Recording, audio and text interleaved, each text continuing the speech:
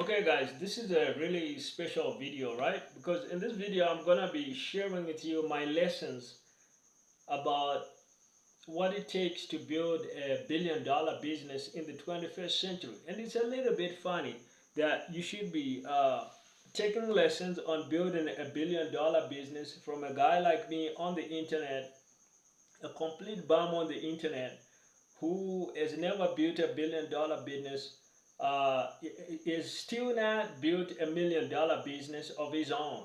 Um, Even though, of course, he's helped million-dollar businesses in the past. But with that out of the way, let's just get on with it and let's look into some of my very best tips, all right? Because I've been around this business game for quite a while now. So the first lesson, guys, is that you're gonna need to take really huge risks. Like that's a lesson that I've just learned. Like um, in business, you're gonna um, there are tiers of business opportunities, and typically to get to an exponentially better level of business opportunity, you're gonna need to be assuming a lot more responsibility about the situation, a lot more responsibility about the interaction, a lot more responsibility about everything else, and that's how you're gonna make the big bucks.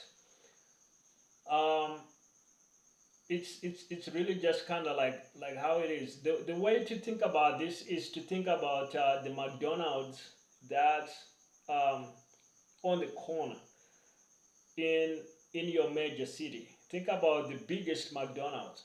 So there's a guy or girl there whose job it is to flip the burger, right, on the thing, on the grill, and their job is to come in and flip the burger. And that girl or guy maybe is making like 40K a year or 30K a year, whatever the amount is, right? And the level of risk that girl or guy is taking in the enterprise of that McDonald's, in the existence and whatnot, uh, compared to pretty much everybody else involved in making that McDonald's uh, happen and be a business, the level of risk they are taking is as close to zero as you can. Of course, they got the risk. Their risk is more so that hey, one day my job won't be available. But in terms of their own investment, putting their own resources at stake, they are not taking a big financial or anything risk, and they are the person that's making the least money from that McDonald's. Like I said, maybe it's 30K, 40K a year. Now, on the opposite end of the spectrum, there's a guy that owns that McDonald's. Maybe it's like in the in the bottom floor of like a huge, massive, expensive building with hotels and things up there, and it's like maybe it's like a $30 million building, and this by itself is like $5 million restaurant, right? And so somebody else has literally made an investment of you know maybe a couple $1 million to have that McDonald's up and running. They bought the franchise from McDonald's. They set up the thing. They did XYZ, and they got 15, 20 members of staff. So their risk in terms of having that McDonald's be running, how much money they got on the line, their own investment, how much they've risked. They probably risked maybe $2 million in their own savings, and they got a risk of so much money that they got on payroll, right? And maybe they got another million in loans from the bank, so they got $3 million at risk, and then they got operating expenses and things like that. Maybe another like 2 million or whatever. and they're actually making some decent money, and maybe they're selling a couple million a year, and that's how much in revenue.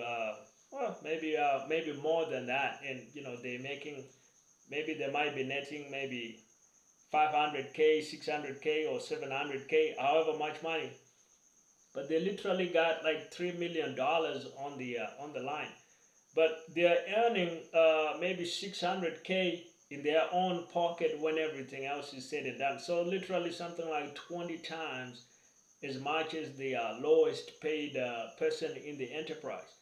But the thing that happens is there's a significantly different level of risk between these opposite ends of the spectrum. And so, as you can see from this example, the person typically that's taking the lowest risk uh, is gonna be on the lowest tiers of compensation and income and revenue and whatever. If you look at Tesla and why Elon Musk is the richest guy in the world, that's a significantly more risky business to set up and start and run than a lemonade stand on the corner. Like, I can literally go out and do a lemonade stand on my street out here and set up a lemonade business literally tomorrow for like 20 bucks.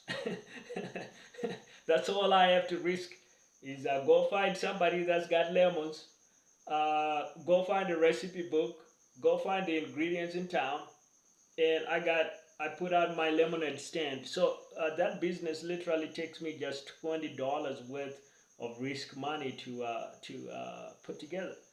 With something like Tesla by Elon Musk, I mean, just to build the factory, not to mention the cars, just the factory, the bare thing, not even the machinery inside, maybe just the building, that's gonna be millions and millions of dollars.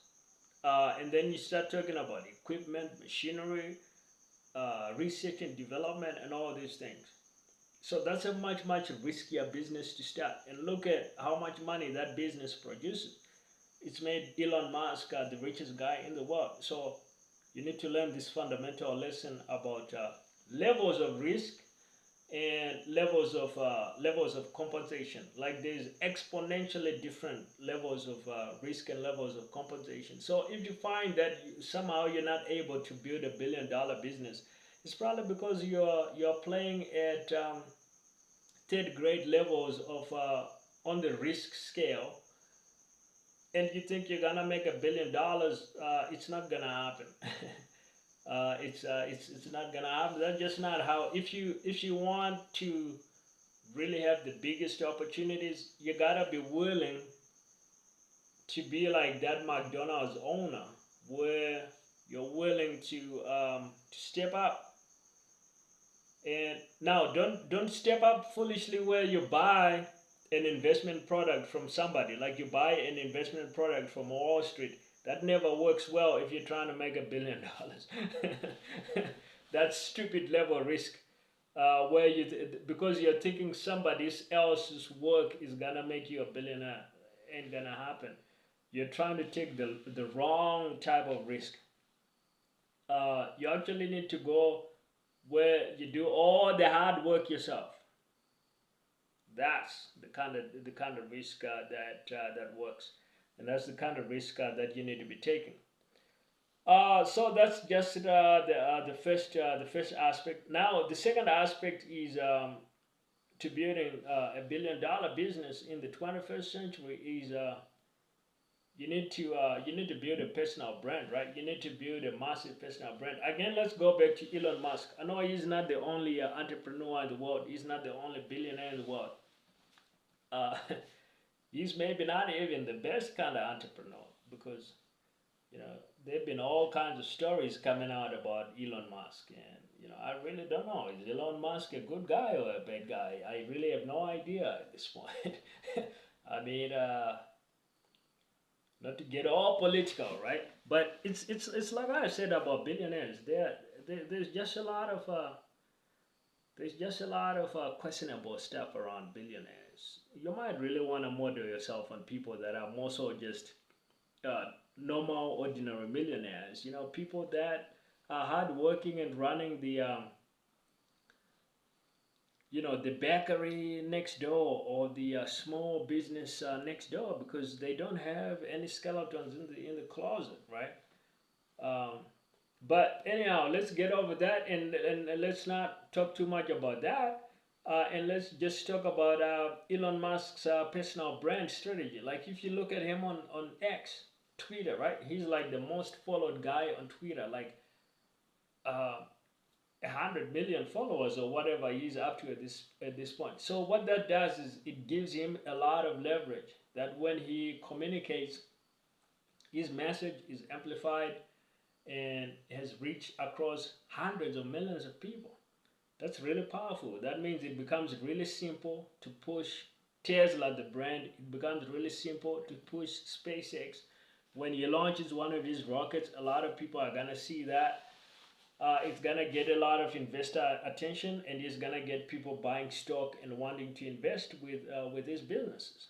And that's kind of what you need if you're gonna build a $1 billion business. You need to be able to move the markets. You need to be able to reach customers and get people buying. And so for this, you need a strong personal brand. Now, you don't need to start off with 100 million followers like Elon Musk. You ain't gonna do that on your first day. You kind of need to start from zero and build your way up. But this is indispensable. You're not gonna get very far in the 21st century if you know nothing about a personal brand and you don't build a personal brand. If you're gonna build $1 billion business and you know zero about personal brand, then you're just kidding yourself. So that's the second thing. Um, and the third and final concept is that you need to do something very unsexy, all right, in this last principle, which is you need to learn about lead generation. I know it sounds so basic. Sounds like something they teach you in realtor school, like how to be a good real estate agent. Learn about lead generation, like um, so this is why people skip this kind of stuff. They think like that stuff only makes you 20K a year or 30K a year as an independent realtor. But the reality is learning these fundamental skills is how you are actually gonna have the skill set that you need to grow any business. And that means you're gonna be an effective operator of a business that can eventually scale to $1 billion, because you can actually see how many people you need in your business doing lead generation when you're scaling this business. So you need to learn about all the ways of lead generation, like cold calling. Again, very unsexy, and this is why a lot of people are gonna skip it. It's also why a lot of people are gonna end up broke, because if you don't know how to generate leads, you're always gonna be at the mercy of something like Facebook ads, which can shut down your ad accounts. You're always gonna be at the mercy of a big platform like a Zillow or a Booking.com for your little hotel business or your little restaurant. So you need to know about these very fundamental building blocks of lead generation, like cold calling, cold email, handing out flyers in the neighborhood, how to work a lead, how to generate leads. Like lead generation is literally, um, the core skill that needs to be in the engine of your business and chugging it along.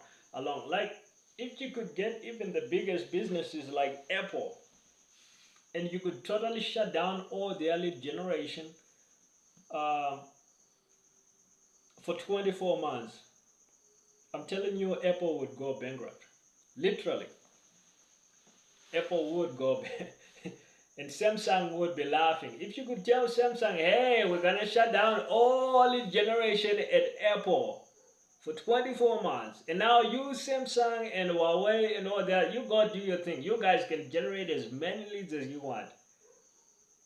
The CEO of Samsung would be rubbing his hands in glee, because he would know, like, now I get my chance to finally eat Apple's lunch.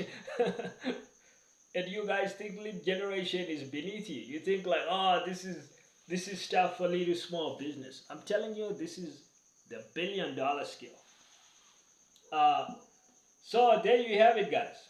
The blueprint for how you build a $1 billion business in the 21st century.